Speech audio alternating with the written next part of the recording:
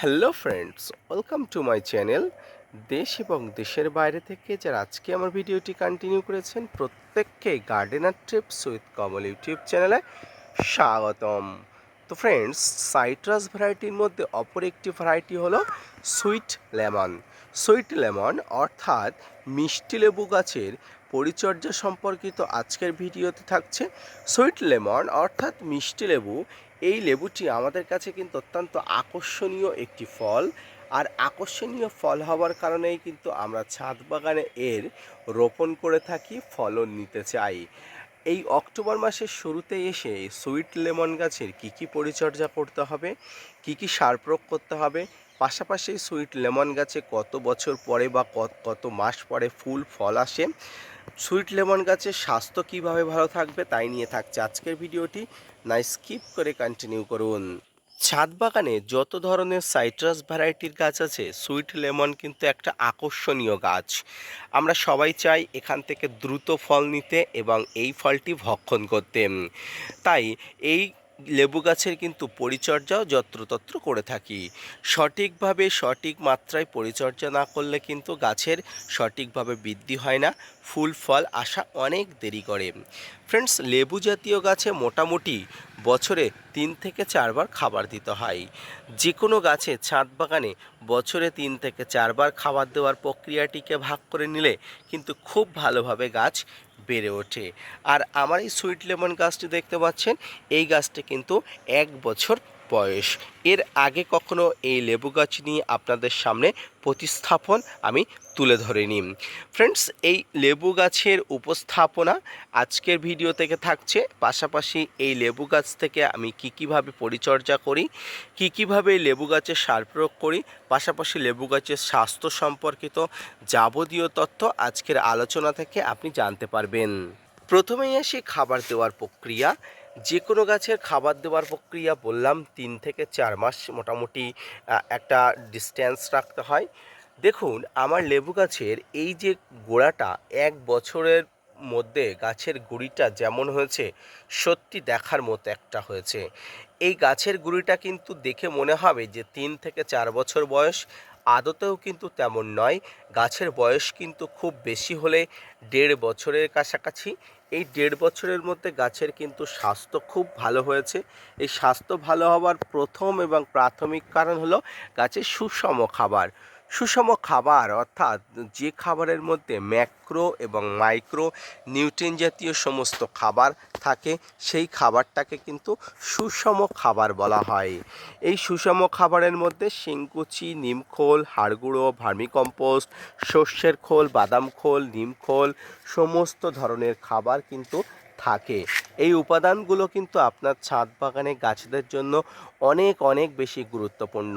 তাই আপনার ছাদ বাগানে গাছে অর্থাৎ সাইট্রাস প্রজাতির গাছে টবের আয়তন, গাছের বয়স, উচ্চতা অনুযায়ী কিন্তু অবশ্যই দেবেন। ফ্রেন্ডস, এক্ষেত্রে আমি আপনাকে বলে রাখি, আমার এই গাছটির ক্ষেত্রে আমি দেখতে পাচ্ছেন ছোট্ট একটি ক্যারেট এবং গাছটির উচ্চতা মোটামুটি একটা। এই ক্ষেত্রে আমি গাছে 3 থেকে 4 মুষ্টি পরিমাণ খাবার কিন্তু অলরেডি দিয়ে দিয়েছি।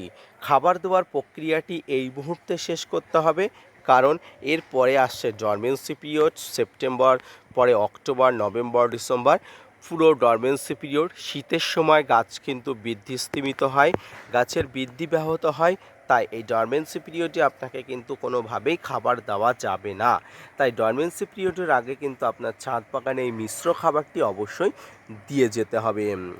এই সময় অর্থাৎ অক্টোবর মাসের এই শুরুতে বলুন বা অক্টোবর মাসের মাঝামাঝি বলুন বা অক্টোবর মাসের শেষে বলুন, এই সময় শুধুমাত্র আপনি 1টি বা 2টি মিশ্র লিকুইড দিতে পারেন। আর এই মিশ্র লিকুইডের মধ্যে যে লিকুইডটা আপনি দেবেন সেটা হচ্ছে সরিষার খোল পচানো তরল সার। সরিষা খোল 3 থেকে 4 দিন পচিয়ে যে তরলটি পাবেন, সেই তরলের সঙ্গে আপনি জল মিশিয়ে নিয়ে সেই তরলটি কিন্তু মোটামুটি 15 দিন অন্তর অন্তর আপনার ছাদ বাগানের সমস্ত ধরনের গাছে, পাশাপাশি সুইট লেমন গাছেও কিন্তু আপনি দিতে পারেন। এই সময় কিন্তু সরিষার খোলটি অত্যন্ত কার্যকরী এবং গুরুত্বপূর্ণ কাজ করবে আপনার সাইট্রাস প্রজাতির সমস্ত গাছে। এটা তো গেল গাছের গোড়ার পরিচর্যা। এবার আসি গাছের উপরিভাগের পরিচর্যা, অর্থাৎ গাছের ডালপালা, শাখা প্রশাখার পরিচর্যা।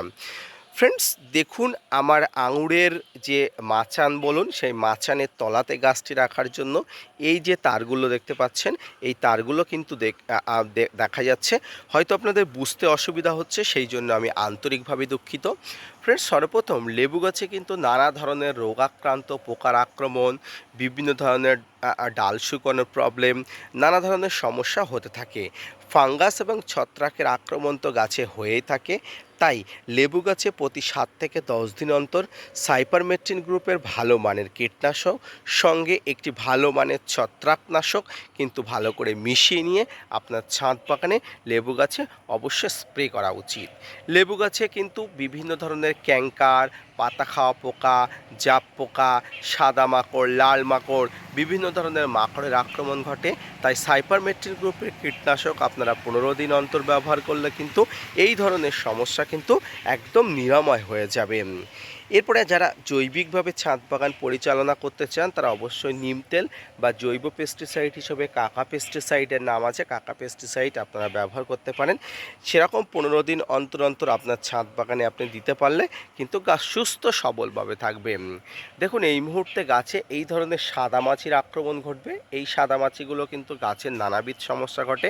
তাই সাদামাছির আক্রমণজনিত কারণে কিন্তু আপনাকে গাছের নানা ধরনের অসুবিধা ঘটতে পারে। তাই সাদামাছির আক্রমণকে ব্যাহত করতে আপনাকে অবশ্যই সাইপারমেট্রিন গ্রুপের যে কোনো ভালো মানের কীটনাশক আপনাকে স্প্রে করতে হবে। সুইট লেমন একটি মিষ্টি প্রজাতির লেবু, তাই আপনার ছাদ বাগানে এই প্রজাতির লেবুকে ব্যাপক পরিমাণ ফলন পেতে আপনার গাছটাকে আগে কিন্তু সুস্থ সবলভাবে বড় করে তুলতে হবে, গাছটাকে কিন্তু বাড়িয়ে তুলতে হবে। এই বাড়িয়ে তোলার মধ্যে মিনিমাম 2 থেকে 3 বছরের একটা বয়স হওয়া দরকার। কারণ যে কোনো গাছে ফলন পেতে গেলে 2 থেকে 3 বছর একটা বয়স না হলে গাছে সঠিকভাবে ফলন পাওয়া যায় না। আর গাছের ম্যাচুরিটির একটা বিষয় থাকে, ম্যাচুরিটি না থাকলে ফল আসলে ফল ড্রপ হয়ে যায়, ফুল ড্রপ হয়ে যায়।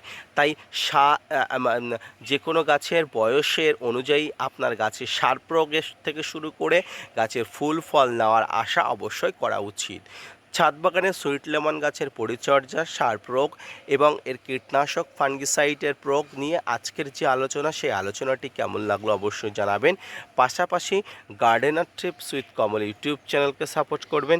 আপনাদের জন্য প্রতিনিয়ত তথ্য নিয়ে ভিডিও বানাই। আপনারা যদি মোটিভেট করেন, ভিডিও বানাতে আগ্রহী হই এবং নতুন নতুন ভিডিও বানাতে উৎসাহী হই। দেখা হচ্ছে পরবর্তীতে নতুন কোনো ভিডিও নিয়ে, নতুন কোনো তথ্য নিয়ে। ততক্ষণ সঙ্গে থাকবেন, সুস্থ থাকবেন, ভালো থাকবেন। আর হ্যাঁ, যারা এখনও আমার চ্যানেলটি সাবস্ক্রাইব করেননি, তারা দয়া করে সাবস্ক্রাইব করে পাশে থাকা বেল আইকনটি বাজিয়ে দেবেন। তাহলে সবার আগে আপনার কাছে নোটিফিকেশনটি চলে আসবে। ভিডিওটি মনোযোগ সহকারে দেখার জন্য অনেক অনেক ধন্যবাদ।